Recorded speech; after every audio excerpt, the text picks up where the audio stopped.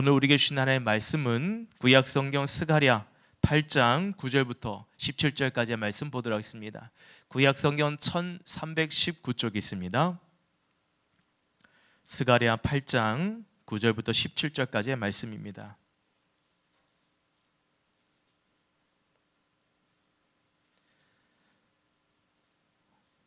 다 찾으셨으면 저와 여러분이 한 절씩 하나님의 말씀 교독하도록 하겠습니다. 9절입니다. 만군의 여호와가 이같이 말하노라. 만군의 여호와의 집 곧 성전을 건축하려고 그 지대를 쌓던 날에 있었던 선자들의 입의 말을 이날에 듣는 너희는 손을 경고히 할지어다. 이날 전에는 사람도 삭슬 얻지 못하였고 짐승도 삭슬 받지 못하였으며 사람이 원수로 말미암아 평안히 출입하지 못하였으니 내가 모든 사람을 불어 서로 치게 하였느니라. 만군의 여호와의 말씀이니라. 이제는 내가 이 남은 백성을 대하기를 옛날과 같이 아니할 것인즉 곧 평강의 씨앗을 얻을 것이라. 포도나무가 열매를 맺으며 땅이 샘을 내며 하늘은 이슬을 내리니 내가 이 남은 백성으로 이 모든 것을 누리게 하리라. 유다 족속과 이스라엘 족속아, 너희가 이방인 가운데서 저주가 되었으나 이제는 내가 너희를 구원하여 너희가 복이 되게 하리니 두려워하지 말지어다. 손을 경고히 할지니라. 만군의 여호와가 이같이 말하노라. 너희 조상들이 나를 경노하게 했을 때 내가 그들에게 재앙을 내리기로 뜻하고 뉘치지 아니하였으나 이제 내가 다시 예루살렘과 유다 족속에게 은혜를 베푸기로 뜻하였나니 너희는 두려워하지 말지니라. 너희가 행한 일은 이러하니라. 너희는 이웃과 더불어 진리를 말하며 너희 성문에서 진실하고 화평한 재판을 베풀고 함께 있습니다. 마음에 서로 해하기를 도모하지 말며 거짓 맹세를 좋아하지 말라. 이 모든 일은 내가 미워하는 것이니라. 여호와의 말이니라. 아멘. 할렐루야. 오늘 수요기도에 오신 모든 성도님들 주의 이름으로 환영하고 축복합니다. 우리 한번 좌우 앞에 계신 분께 반갑게 인사하도록 할게요. 잘 오셨습니다. 반갑습니다. 인사하겠습니다. 다시 한번 이렇게 인사하도록 하겠습니다. 예수님을 닮아갑시다. 한번 인사합시다. 시작. 예수님을 닮아갑시다. 할렐루야. 오늘 수요기도에 오신 모든 성도님들을 주의 이름으로 축복합니다. 오늘 우리에게 주신 말씀을 통해서 우리에게 기도할 수 있는 힘, 또 우리가 오늘 이 자리로 하나님께 인도해 주신 놀라운 뜻들을 발견할 수 있는 귀한 시간 되기를 축복드립니다. 지난 시간과 오늘 저와 여러분은 스가랴서의 말씀을 함께 살펴보고 있습니다. 이 스가랴서의 배경은 바벨론에서 이 포로 생활한 이스라엘 백성들이 예루살렘으로 귀환한 그 시대에 쓰여진 소예언서입니다. 스가랴서의 전반적인 내용은 이 성전 재건, 다시 돌아온 예루살렘 가운데 성전 재건을 짓는 내용들을 다루고 있습니다. 그래서 스가랴를 보시면 크게 두 개로 나눠 볼 수 있는데요. 첫 번째는 1장부터 8장까지 성전 재건과 회복에 대한 예언을 다루고 있습니다. 그리고 9장부터 그리고 나머지 14장까지는 메시아의 오심에 대해서 이스라엘의 미래에 대한 예언을 말씀하고 있습니다. 그래서 스가랴서에 보면 하나님께서는 오실 메시아를 보내주심으로써 이스라엘이 이 처한 상황들을 하나님께서는 놀랍게 회복해 주실 것을 예언하고 또 소망을 이들에게 말씀해 주십니다. 여러분, 당시 이스라엘 백성들이 예루살렘으로 돌아오기까지, 이제 바벨론 포로로 있다가 예루살렘으로 돌아오기까지 귀환을 1차부터 3차까지 나누어서 볼 수 있습니다. 1차 귀환은 수르바벨에 의해서 오게 되는데, 이때는 이제 무너진 이 성전을 재건하는 일을 하게 되고요. 그 다음에 2차 귀환은 에스라를 중심으로 들어오게 됩니다. 이때는 영적인 회복을 다루는 내용을 다루고 있고요. 그리고 3차 귀환은 느헤미야를 통해서 멈춰졌던 성전을 재건하는 그런 내용으로 볼 수 있습니다. 귀환의 시기는 조금 차이가 있긴 하지만 대략 70년 만에 이 모든 포로들이 돌아오게 됩니다.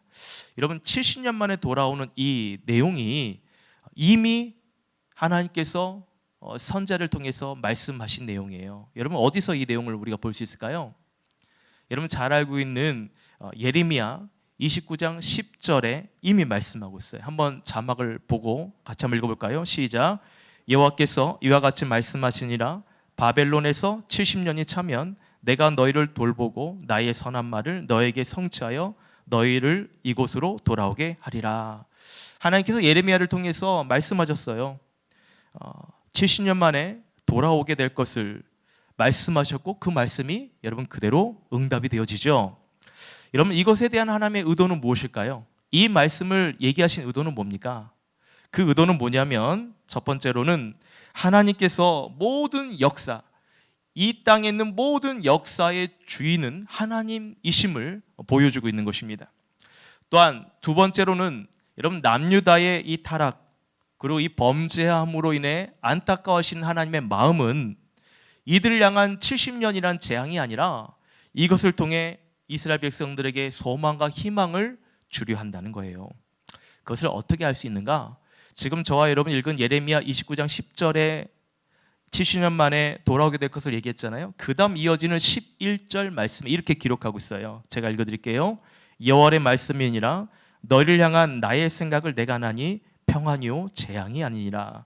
너에게 미래와 희망을 주려는 것이니라. 여러분 아멘이십니까? 이스라엘 백성을 향한 하나님의 마음이 뭐라고 기록되어 있어요? 예레미야에 평안을 주려 합니다. 70년 만에 돌아온 이스라엘 백성을 향한 하나님의 마음은 이 백성들을 사랑하는 하나님의 마음, 평안을 주려는 마음, 재앙이 아니라 이들에게 미래의 희망을 주기 위해서라고 말씀하고 있는 거예요. 그래서 하나님께서는 이스라엘 백성들에게 여러분 약속하신 대로 70년 만에 다시 예루살렘으로 돌아오도록 하시는 겁니다. 그 내용을 오늘 스가랴를 통해서도 우리에게 보여주고 있는 거죠. 사랑하는 여러분, 하나님은 당신의 백성을 사랑하십니다. 여러분 믿으십니까? 또 여러분을 사랑하십니다. 믿으십니까? 여러분, 그런데 그 하나님의 사랑을 우리가 경험하고 있지만 그에 따른 우리도 그 사랑에 대한 책임과 의무가 있어요. 그것이 우리에게도 필요합니다. 하나님은 남유다 백성들이 하나님께 돌아오라고 수차례 말씀을 전해주셨어요. 이스라엘 백성들이 타락한 삶을 너희들이 돌이키고 다시 돌아올 것을 하나님께서는 당신의 선지자를 통해서 수없이 말씀을 전해줬습니다. 그러나 이스라엘 백성들은 그 말씀을 들으려 하지 않았습니다. 목이 곧은 백성, 또 들어도 눈으로 봐도 그것에 대해서 변화하려는커녕 돌아오지 않았습니다.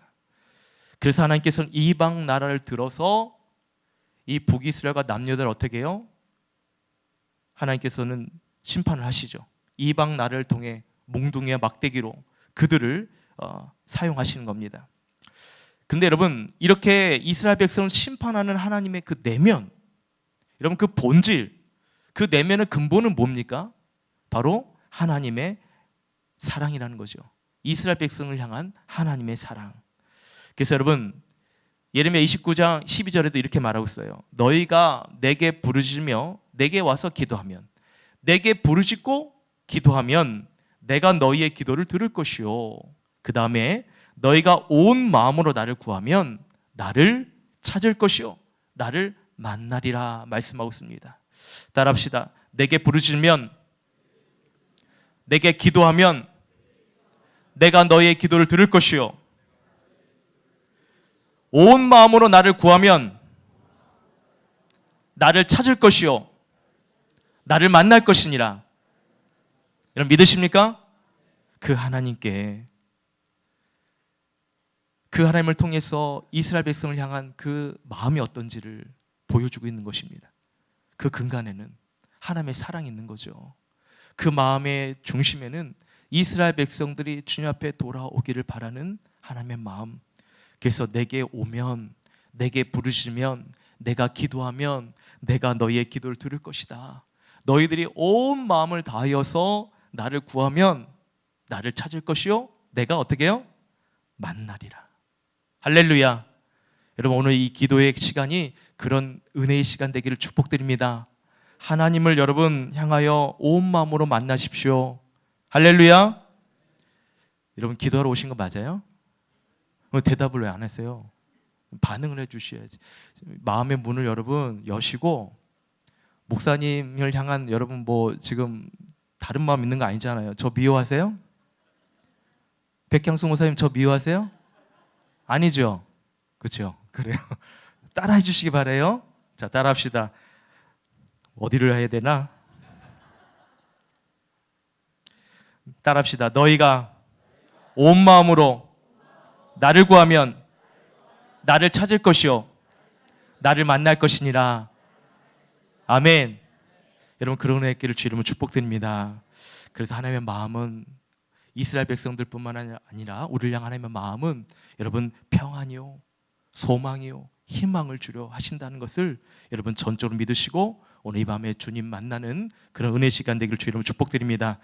다시 스가랴 말씀으로 돌아와서 여러분 9절 말씀에 보시면 이스라엘 백성은 여호와의 집, 다시 말해 성전을 건축하고 지대를 쌓게 됩니다. 근데 여러분 여기서 성전 건축하는 것은 사실 어떤 내용이 있는 거냐면요, 성전 건축이 멈춰졌다가 16년 만에 재건되는 내용을 지금 소개하고 있는 것입니다.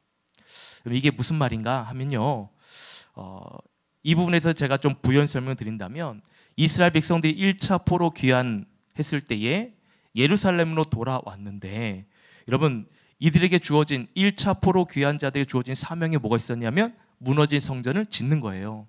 수룹바벨을 통해서.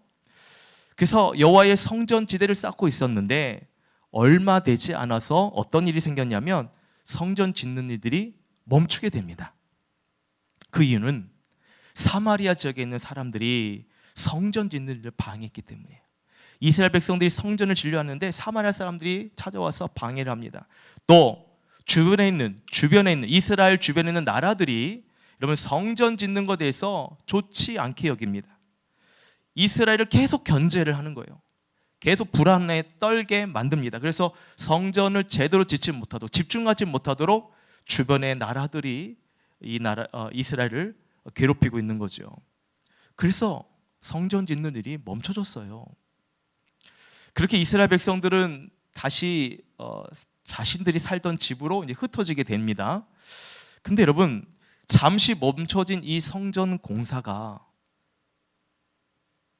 잠시 동안만 멈춰주지 않았는데 오랜 시간 동안 성전 재건축이 이루어지지 않는 거예요. 몇 년 동안 그랬을까요? 16년 동안. 사랑하는 여러분, 우리는 여기서 어떻게 이스라엘 백성들이 바벨론 포로 생활했다가 극적으로 이렇게 돌아왔는데 그래서 하나님의 성전을 짓고자 했는 마음들이 어떻게 그렇게 식어질 수 있지? 어떻게 그 마음이 정체된 채 16년 동안이나 방치될 수 있을까? 이런 생각을 할 수 있지 않습니까? 아마도 하나님의 선지자들은 성전 짓는 일에 대해서는 기억을 했을 거예요. 또 몇몇 사람들도 성전 짓다가 멈춰버린 그 현장을 보지 않습니까? 그러면 그래 성전을 지어야지 라는 생각은 했을 거예요. 그런데 여러분 거기까지예요. 이스라엘 백성은 거기서 더 나아가지 못했습니다. 그렇게 16년 동안 방치해버렸어요. 어떻게 그럴 수 있을까? 이유는 있습니다. 사마리아 사람들이 우리를 괴롭혔기 때문에 지울 수 없다는 거죠. 주변에 우리를 대적하는 나라들이 많이 있었기 때문에 우리는 지을 수 없다. 그런 이유는 충분히 있습니다. 또 이스라엘 백성들이 자신의 삶으로 돌아갔잖아요. 자신의 터전으로, 가정으로 돌아갔습니다. 그런데 자신들의 삶도 지금 생활 터전도 무너져 있었기 때문에 다시 이것을 회복하고자 하는 마음들이 있겠죠. 어쩌면 성전을 짓는 일보다 더 시급한 것이 내 삶에 나타나게 되는 여러 가지 문제들. 매일매일 여러분 이들이 살기 위해서 먹을 것도 준비해야 되고 또 내 가정도 책임지려다 보니까 여러분 일상생활 속에서 바쁘게 살아가는 겁니다. 그러다 보니 16년이 지나도록 성전 재건을 해야 할 엄두조차도 마음먹지 못하게 되는 거예요. 처음에 먹었던 마음과 달라지게 된 거죠. 간혹 여러분 오랜 시간 동안 신앙생활을 내려놓고 계시다가 다시 이 신앙생활을 회복하게 돌아오신 성도분들이 있습니다. 그분들의 이야기를 들어보면 처음부터 그렇게 하려고 한 것이 아닌데 누구보다도 신앙생활을 잘하고 싶었고 또 누구보다도 성전 재건한 일에 헌신하는 마음이 있었던 분들이에요. 그런데 그렇게 여차저차 잠시 교회를 떠난 사이에, 다시 올 것을 생각하고 떠난 사이에 처음 먹었던 이 마음들이 신앙생활하는 것마저 놓쳐버리게 된 거예요. 그러다가 여러분 문득문득 교회 앞을 지나거나 십자가를 바라보니 그때 내가 했던 말들이 생각이 나는 것입니다. 내가 이러면 안 되는데 라는 마음 때문에 다시 용기를 내어 교회에 찾아오게 되었다는 이야기를 듣습니다. 여러분, 그래요. 사람의 마음은 하나님의 성전 짓는 일을 16년 동안 방치할 만큼 연약한 존재예요. 물론 이유는 있습니다. 내 삶에도 성전 짓는 일들을 하고 싶지만 그것을 방해한 일들이 내 주변에 있기 때문에, 나를 괴롭히게 만든 일들이 내 앞에 산적하게 쌓여있기 때문에, 나를 위협하고 협박하는 사람들이 자꾸 내 앞에 있기 때문에 하나님의 성전을 찾아가야 되는 생각을 놓쳐버리게 되는 거죠. 내 경제적인 삶의 어려움도 있어요. 그 삶을 위협하는 상황들이 있습니다. 그러다 보니까 하나님께 예배드리는 삶, 성전을 재건해야 되는 삶에 대해서 여러분 멀어지게 되는 거죠. 이유가 충분하죠. 그렇지 않습니까? 내 상황이 이런데 어떻게 성전 지을 수 있는 생각만 할 수 있느냐고요. 이렇게 말을 하는 거죠. 하지만 사랑하는 여러분, 오늘날 하나님의 성전을 재건하는 일은 누구를 위해서 재건을 하는 걸까요? 오늘 하나님의 성전을 재건하는 것은 누구를 위해서 성전을 재건하는 거예요? 먼저는 하나님을 위한 것이겠죠. 근데 여러분, 하나님을 위한 것뿐만 아니라 사실은 따라합시다. 우리를 위해 성전을 재건해야 됩니다. 여러분, 우리를 위해서 성전을 재건해야 되는 거예요. 제가 전에도 말씀드린 적이 있는데 여러분 사무엘하 7장에 보시면 하나님께서 다윗을 통해 성전을 짓겠다는 그 이야기를 듣게 되십니다. 그래서 뭐라고 말씀하시냐면 너희가 나를 위하여 백향목집을 건축하겠느냐? 나는 이스라엘 자손을 애굽에서 인도하던 날부터 지금까지 오늘까지 나는 집에도 살지 아니하였고 장막과 성막 안에 다녔다라고 이렇게 말씀하고 있어요. 이건 왜 그렇습니까? 하나님은 내가 가는 모든 곳에서 내가 너희들과 함께 했다는 것을 말씀하고 있는 거예요. 이스라엘 백성들이 가는 곳곳마다 하나님은 이 장막과 성막 안에서 계심으로써 이스라엘 백성들을 지켜주셨다는 거예요. 사실 하나님은 여러분 거할 집이 필요한 분이십니까? 필요하지 않으셔요. 없어도 돼요. 근데 오늘 사무엘하 7장의 표현에 보면 내가 장막과 성막에 다녔다는 것은 이스라엘 백성들이 40년 동안 여러분 그렇게 광야 생활할 때에 하나님께서 그것 가운데 함께 계심으로써 결국 누구를 도와주냐? 이스라엘 백성들을 도와주셨다는 거예요. 또한 이렇게 말씀하고 있어요. 너희가 여호와의 집을 짓는 것이 아니라 여호와께서 너희를 위하여 집을 짓는 것이다 라고 말씀하고 있어요. 여러분 믿으십니까? 너희가 여호와의 집을 짓는 것이 아니라 내가 너희를 위하여 집을 짓는 하나님이시다. 이것을 말씀하고 있어요. 그렇습니다. 여러분 왜 내 상황이 어려운데 이렇게 어려운데 성전 짓는 일을 생각해야 하는가? 왜 하나님의 성전 짓는 일을 멈추지 말아야 되는가?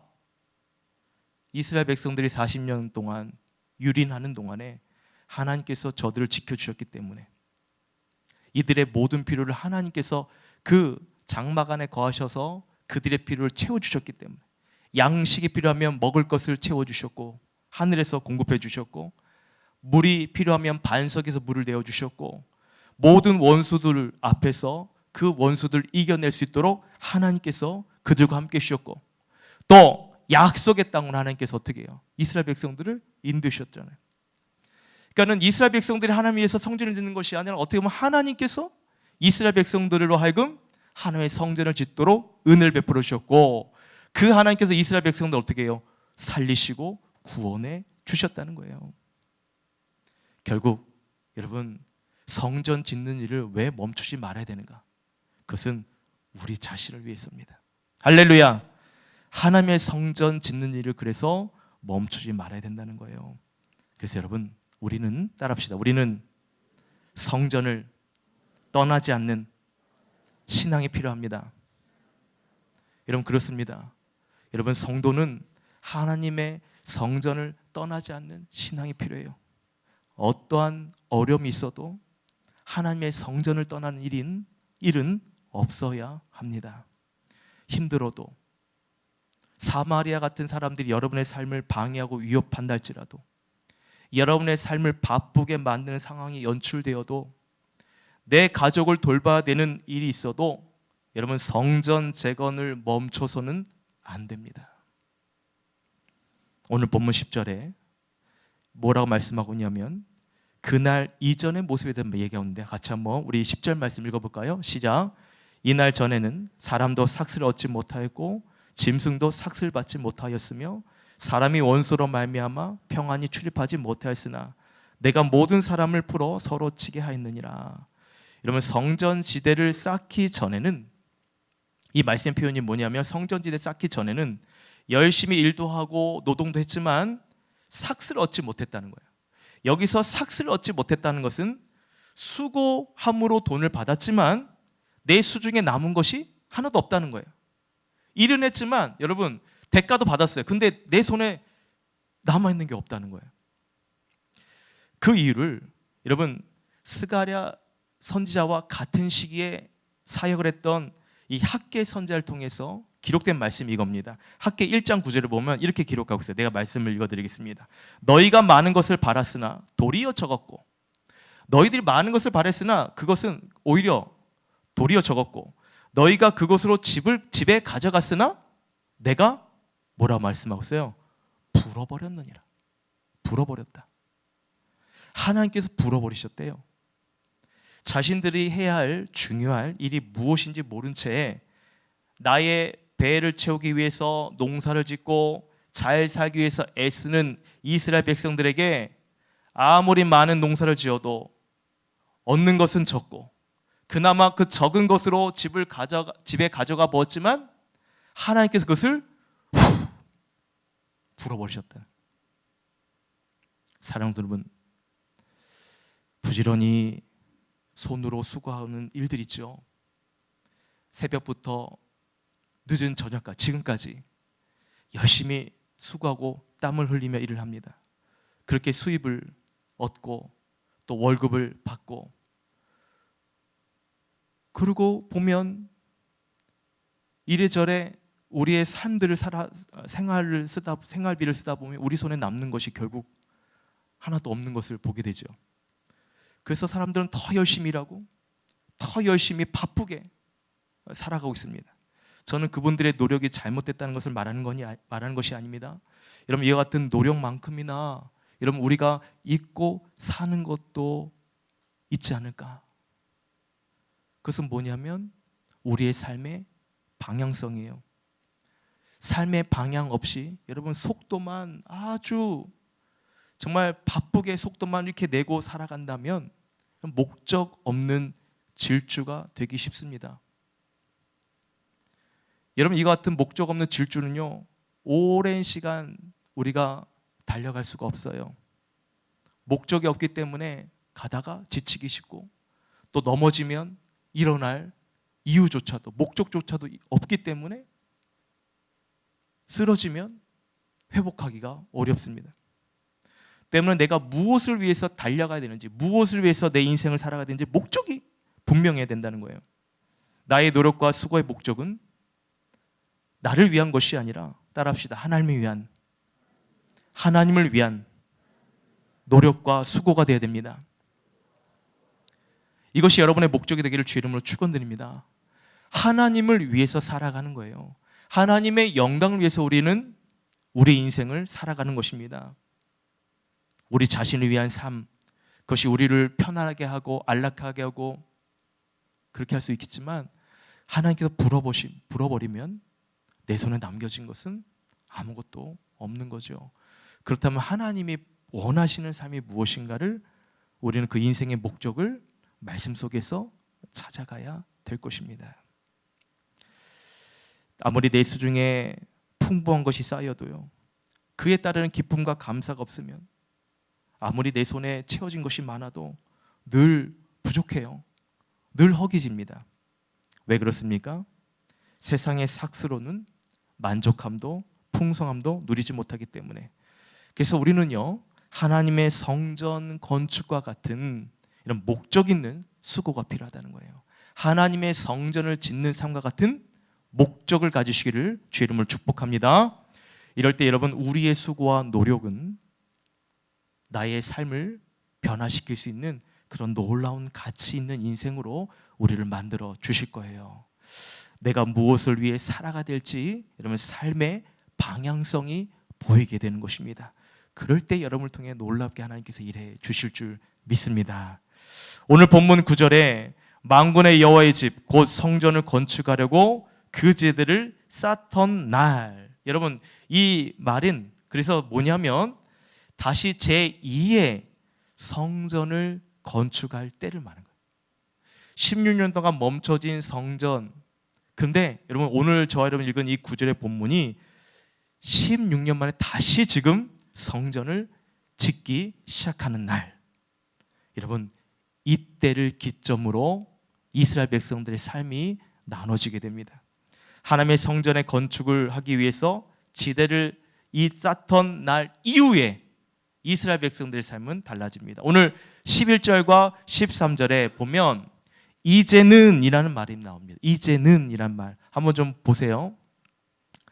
이것은 성전지대를 쌓던 날 이후를 말하는 거예요. 이유는 이전과 다르다는 것입니다. 제가 한번 11절, 13절 말씀 우리 같이 한번 읽어볼까요? 시작. 만군의 여호와의 말이니라. 이제는 내가 이 남은 백성을 대하기를 옛날과 같이 아니할 것인즉 곧 평강의 씨앗을 얻을 것이라. 포도나무가 열매를 맺으며 땅이 산물을 내며 하늘은 이슬을 내리니 내가 이 남은 백성으로 이 모든 것을 누리게 하리라. 유다 족속과 이스라엘 족속아, 너희가 이방인 가운데서 저주가 되었으나 이제는 내가 너희를 구원하여 너희가 복이 되게 하리니 두려워하지 말지니라. 손을 견고히 할지니라. 아멘. 여러분 이제는 이라면 표시를 하셨어요? 그것을 기준으로 이전과 이후가 달라지다는 것을 오늘 말씀을 통해 볼 수 있죠. 이제는 11절에 이제는 이 남은 백성에 대하여 옛날과 같지 않게 해주시겠다. 어떻게 해요? 평강의 씨앗을 얻게 되고, 그리고 포도나무가 어떻게 해요? 열매를 맺으며, 땅이 어떻게 해요? 산물을 내고, 하늘은 어떻게 해요? 이슬을 내려준다. 내가 이 남은 백성이 모든 것을 누리게 해주겠다. 할렐루야. 또 그 다음에 이제는 13절 이제는 보시면 뭐라고 말했어요? 내가 너희를 구원하여 너희가 어떻게 해요? 복이 되게 하려니 두려워하지 말아라. 이제는 너희가 복이 되게 하겠다.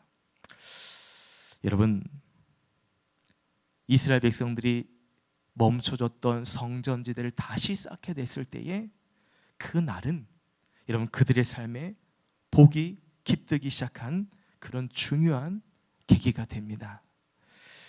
하나님께서 내려주신 은혜로 이들이 마음껏 먹고 사는데 부족함이 없게 해주세요.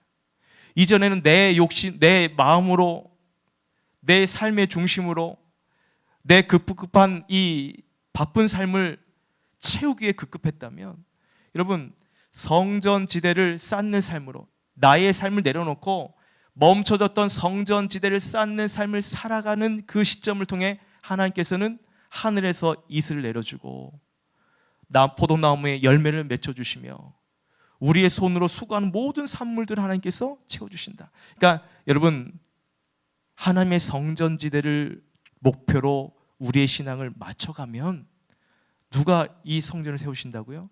하나님께서 세워주신다는 거예요. 우리의 삶에도 여러분 우리의 삶에 바쁘고 중요한 것도 있지만 그것보다 우리의 우선순위를 어디에 두라는 거예요? 하나님의 일에 두면 하나님께서 어떻게 해요? 이와 같은 은혜를 주실 줄 믿습니다. 여러분이 비교해 보세요. 하나님 중심으로 살기 전과 그 후의 삶이 어떻게 다른지 한번 비교해 보세요. 말씀에 분명히 얘기하는 것처럼 성전지대를 쌓는 그 삶을 통해 하나님께서 우리에게 이런 은혜를 주신 삶을 여러분 기억하시길 주님을 축복드립니다. 오늘 13절 말씀 다시 한번 읽어보세요. 하나님께서 이제부터 너에게 복을 주시라 라고 말씀하지 않으시고 이제는 내가 너희를 구원하여 너희가 복이 되게 하리라. 너희가 복이 되게 하리라. 여러분, 복을 받는다는 것과 복이 된다는 것은 의미가 완전히 다른 거예요. 복이 된다는 것은 여러분 그 자체가 복인 거예요. 할렐루야. 이 말씀이 참 위로가 됩니다. 저는 위로가 돼요. 우리의 존재가 하나님으로 인해서 이런 180도 달라진 존재가 되었기 때문에, 하나님으로 인해서 여러분 구원받지 못하는 인생이 아니라 구원받는 백성으로, 이런 복받는 백성으로 되었다는 것은 놀라운 은혜이지 않습니까? 오늘 13절의 표현처럼 과거의 이방인 가운데서 저주받은 인생이었어요. 그것은 다시 말해 죄와 사망의 인생이라는 거죠. 결말이 보이는 인생이었어요. 그런데 그 인생 어떻게 해요? 구원받는 인생으로 바꿔주셨다는 것입니다. 여러분 얼마나 복된 일입니까? 여러분 그런 은혜가 있기를 주 이름으로 축복드립니다. 이처럼 하나님의 성전에 여러분 가치를 알게 될 때에 여러분 우리가 복된 자녀가 된다는 거예요. 우리 오늘 안수집사회에서 부부로 특송을 불러주셨는데 여러분 참 은혜가 되지 않았습니까? 어떠셨어요? 어떠셨어요? 네. 앞으로 부부 그렇게 같이 불러주시면 참 좋을 것 같아요. 예.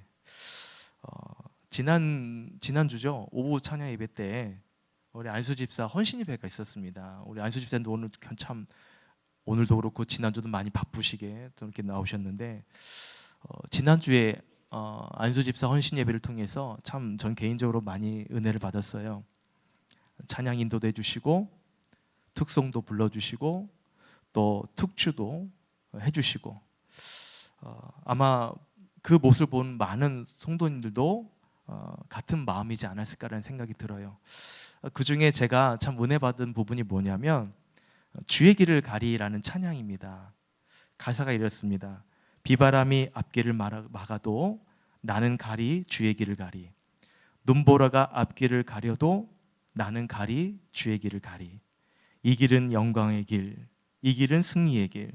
나를 구원하신 주님이 십자가 지고 가신 길. 나는 가리라 주의 길을 가리라. 주의 발자취 따라 나는 가리라. 나는 가리라 주의 길을 가리라. 주님 발자취 따라 나는 가리라. 이 찬양을 이렇게 우리 집사님께서 불러주시고 그 찬양을 듣는데 마치 이 찬양이 우리 안수 집사님들의 고백처럼 들렸어요. 우리 안수 집사님들이야말로 여러분 어떻게 보면 굴곡진 인생을 살아오신 분들이잖아요. 세월에 참 많은 어려움과 굴곡과 아픔을 가지고 신앙생활을 지켜온 분들이지 않습니까? 비바람이 그들의 앞길을 막아도 또 눈보라가 그들의 신앙에 그들의 삶의 앞길을 막아도 나는 주의 길을 가겠다는 그 고백이 참 저에게 울림으로 다가왔어요. 그런 광경 속에서도 나를 구원하신 주님의 그 십자가를 짊어지고 따라가겠다는 그 고백이 참 귀한 고백으로 들렸습니다. 여러분 그래요. 하나님의 성전을 재건하는 삶이 이와 같아야 됩니다. 내 인생에 비바람이 몰아치고 눈보라가 앞길을 막아도 사마리아 사람들이 성전 재건을 방해하고 위협하고 주변의 여러 나라들이 우리를 괴롭힌다 할지라도 여러분 하나님의 성전 재건한 일에 여러분 힘쓰시기를 주 이름으로 축복드립니다. 바람 이곳에 오신 우리 모든 성도님들이 하나님 앞에 하나님의 성전을 향한 우리의 인생의 목표가 될 수 있기를 축복드립니다. 이 마음 품고 여러분 그 성전지대를 다시 쌓는 순간 제가 말씀드린 거는 외적으로 보여진 성전지대만 말하는 것이 아니라 여러분 우리 마음의 성전지대도 말하고 있어요. 여러분의 각 마음 가운데는 하나님께 쌓아야 할, 올려야 할 성전지대가 멈춰져 있거나 또는 중단되거나 아니면 지연되는 일들이 있을지 모르겠어요. 근데 여러분 그런 상황을 다시 어떻게 해요? 오늘 이 말씀을 통해 다시 우리의 마음의 재건을 쌓는 일을 해야 되는 거죠. 그 마음이 시작될 때 여러분 어떻게 하신다고요? 하나님께서 세워주신 줄 믿습니다. 하나님께서 성전들을 쌓을 수 있도록 은혜를 주실 거예요. 오늘 말씀처럼 하늘 문을 열어주시고 여러분 평강의 씨앗을 얻게 해주시고 포도나무가 열매를 맺을 것이며 땅이 산물을 내며 하늘은 이슬을 내리니 내가 이 남은 백성으로 모든 것을 누리게 하리라. 할렐루야. 여러분 하나님의 일하심을 우리가 소망할 수 있길 바랍니다. 여러분의 삶에 오늘 이 자리에 기도 제목까지 오셨는데 여러분의 삶 가운데 막혀있는 문제들, 내 앞길을 가로막는 눈보라와 또 비바람이 몰아치는 그 상황이 무엇인지 그것을 가지고 하나님께 기도하십시오. 우리의 손을 견고하게 쌓아 올려서 하나님께 기도할 때 우리를 만나주시고 하나님께 기도할 때 우리의 기도를 들어주시는 그 주님의 놀라운 은혜를 오늘 이 밤에 우리가 경험하기를 주 이름으로 축복드립니다. 축복드립니다. 오늘 신 말씀을 기억하시면서 우리 함께 이 찬양 고백하며 기도한 시간 갖도록 하겠습니다.